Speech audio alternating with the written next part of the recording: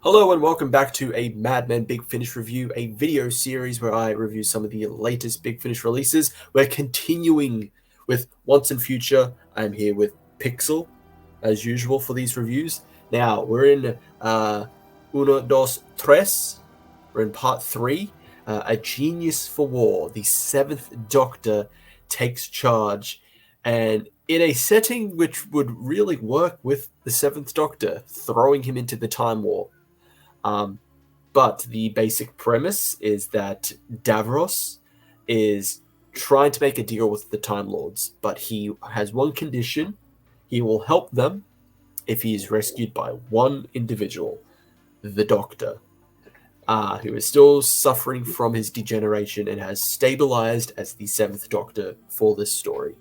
As usual, we're going to go into spoilers, so if you haven't listened to the story already, go listen to that, come back. So, Once and Future, A Genius for War by Jonathan Morris. Pixel, your thoughts? Sylvester McCoy is very good as the 7th Doctor. Has not sounded like he's aged today. Yeah, no, it is very good. He's still got that energy. Still got it. Yeah. But you know what doesn't have it? This story. This story. Well, this story is really good. It's definitely a solid tale. If you had told me that the 7th Doctor Range was randomly going to have an adventure where the Time Lords pull him in, and it's the General and Veclin, which is a very hard thing because I hear that and I say yes, but that's a different matter. If you told me that was going to happen, I would definitely check that out. Which is funny because they did that, it wasn't the Time Lords per se, but in the original monthly range, there was a 2-part Dalek story where the 5th Doctor was in the Time War.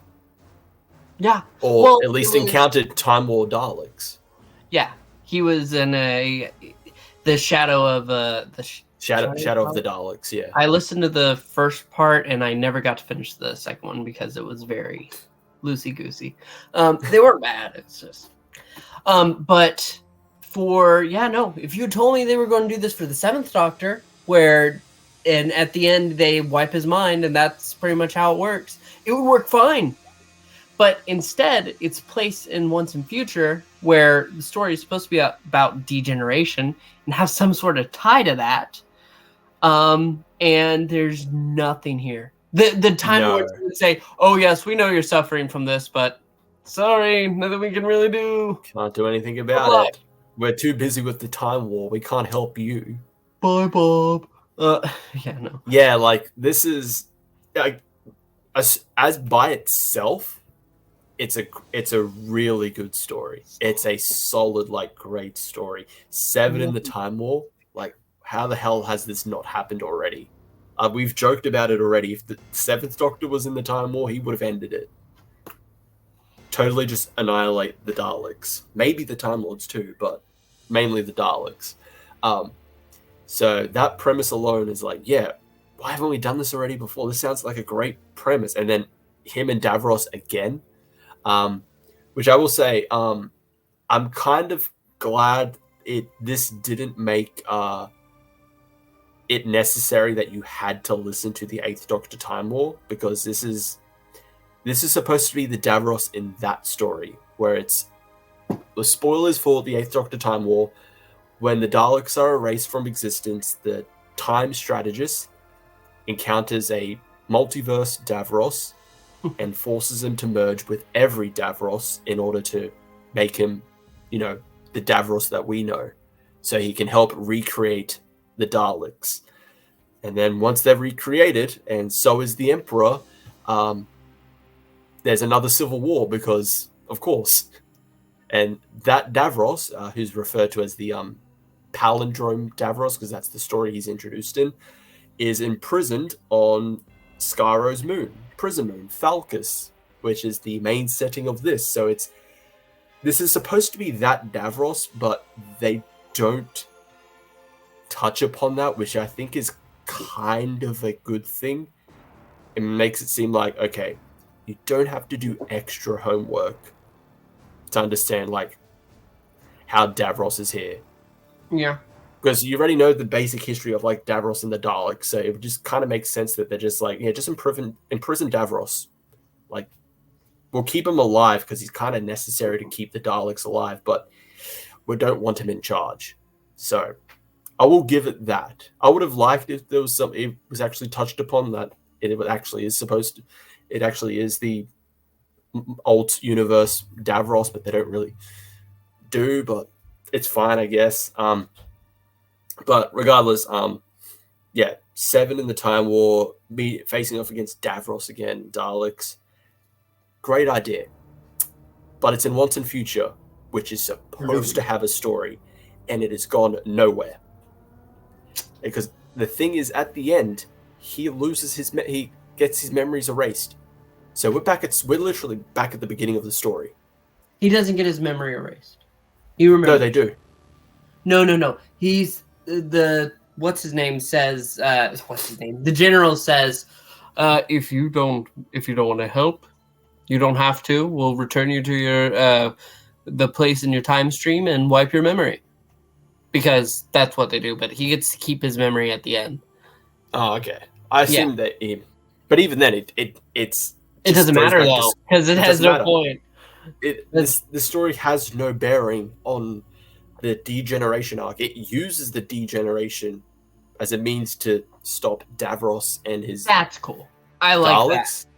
but it has nothing to do with Once and Future. Like, this is the 3rd story, and it has gone nowhere. Yeah.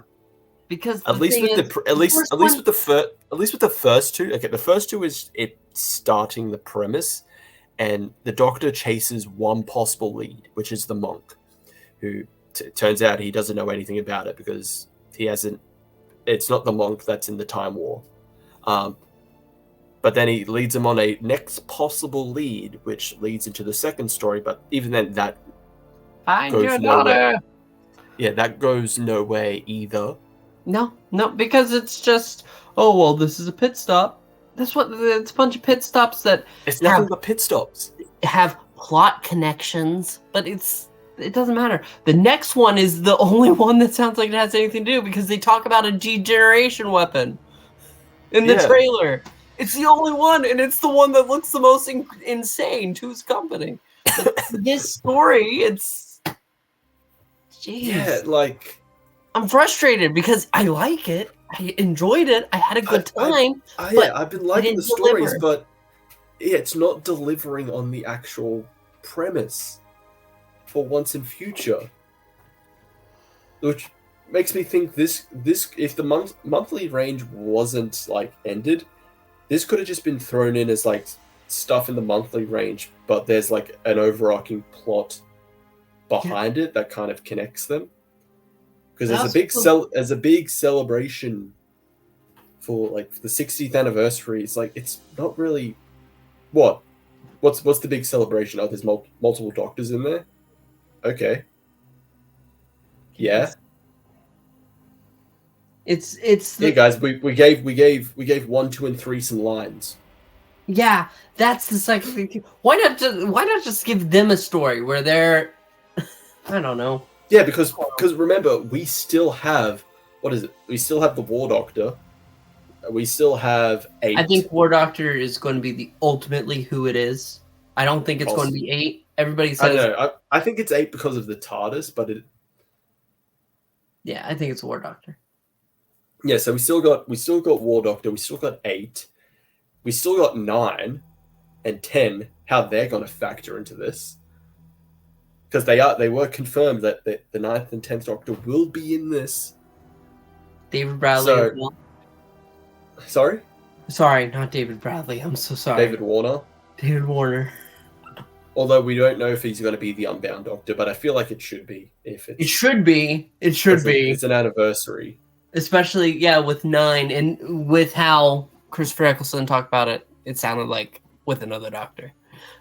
So yeah, so like like where is this like? It's the excuse of it being multi-doctor is just to give like what 3 doctors some lines because it doesn't seem like they're going to be the focus. At the very least, at the end of the second story, they had Colin Baker to also be himself when he was changing to 7. Oh, I think it's about high time that I took a turn. No, I'll take it, says Sylvester McCoy. And yeah, it's stabilization at his convenience. Yeah. And it's Davros who, at the end of the story, sounds like he dies in the mud. Yeah. Oh, this can't be how I die. Well, yeah. That's really bad in the end. And then they had to remind us of the hybrid. that was fun. That was fun, but I don't like to be reminded of that pointless story arc. Yeah, no, like, that was fun. No. But no, like, yeah, it's. But that's another angle of it too. The general actually considering, well, if we did merge our races, then what the fuck's wrong with you? No, Why would you? If you had the anger of a Dalek, you'd be even more bigoted than Time Lords can already be. Come on. Time Lords have a systemic kind of bigotry towards all other kinds of species in the galaxy. Daleks are just full-on bigotry, and they'll go genocide, whereas the Time Lords are like, we're better than you. Yeah. Come on, man. Though the performances are good. The performances are all good. Yeah. It's just this. The main plot is not going anywhere. It's frustrating. It's just like to the point that I'm kind of like regretting getting these because it's not getting anywhere. I'm not really getting my money's worth out of this premise. Like the premise needs to be delivered upon.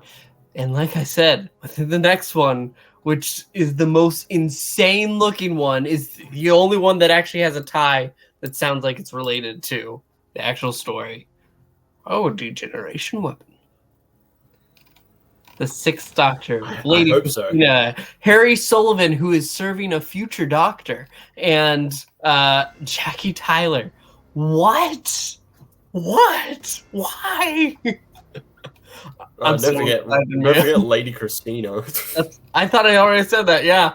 Oh, yeah. And it sounds like Jackie and Lady Christina are going to be buddy copying it elsewhere. While 6 is with Sullivan. I don't know. Hopefully, I have a question though. Yeah. Do we think the outfits are changing with the Doctors? I think so. Just going by covers. Yeah, I know, because the next one, he's full coat. That's going to cause a heyday on Twitter. Yeah. Yeah, I don't know, yeah. So, what would you rate this? Because I feel like I now have to give it like 2 different ratings. I have to rate it as like the story by itself, and then as a once and future story. We have to Landry it. Yeah, we have to Landry it because I feel like I have to. Yeah, I mean, as a story on its own, I feel like it's a solid 8.5. But as once and future, it's gone down to like a 6.5 because it serves no purpose to the plot. They utilize the fact that he's degenerating to unravel the plot to destroy but then it doesn't tie into the actual degeneration. And Davros will never try to combine the two again. Who cares? Why do I care? I don't. Nah, yeah. Story by itself, I'd give it probably I'd give it a solid 8. As a once and future story, I honestly feel like this could be the worst because it has the least to nothing to do with the actual arc. At least the first ones kind of did. Like, you could argue to a degree, like definitely with the first one, you could argue to a degree with the second one, but this one has nothing to do with it. No. Absolutely nothing. So I'd say probably a 4 or 5. Yeah. Like, if going by it being a once and future release, because it is possibly the worst by it having to do nothing, literally nothing to do with it. This honestly just could have just been a random 7th Doctor adventure and it would be fine. But it's not. It's a once and future story that has nothing to do with once and future. I hate to repeat myself, but that is literally all there is to it. It is nothing. And the fact that it just goes back to the start.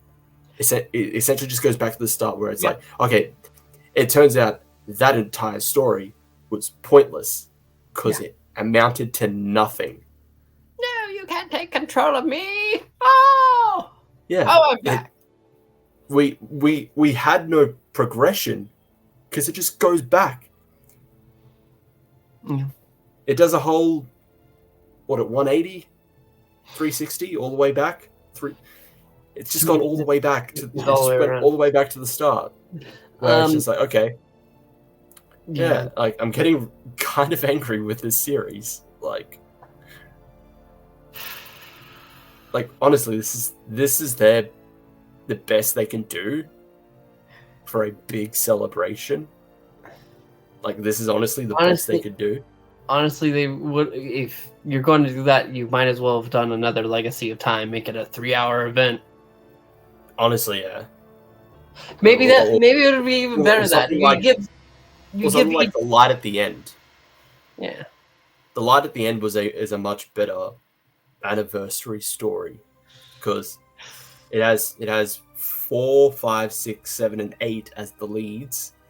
1, 2, and 3 are in it. They are in a minimal capacity because I think that's during the time where they didn't have proper casted voice actors. They just had, I think it was Fraser Hines, William Russell. Yeah, Fraser Hines, William Russell. I think that's when Tim Traylor started as 3, maybe. I don't know. It could be wrong, but like their addition is very minimal, which I kind of understand because we already have like such a big cast already with 4, 5, 6, 7, 8, and their companions. So I think it would have just been it would be more like overcrowded than usual. But yeah, like with Once and Future, like it's not going anywhere.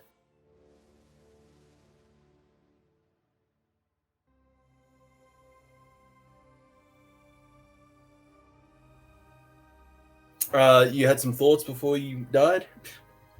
No. No? Just you disagree? Wrap it up, please. All right. So yeah, Once and Future, a genius for war.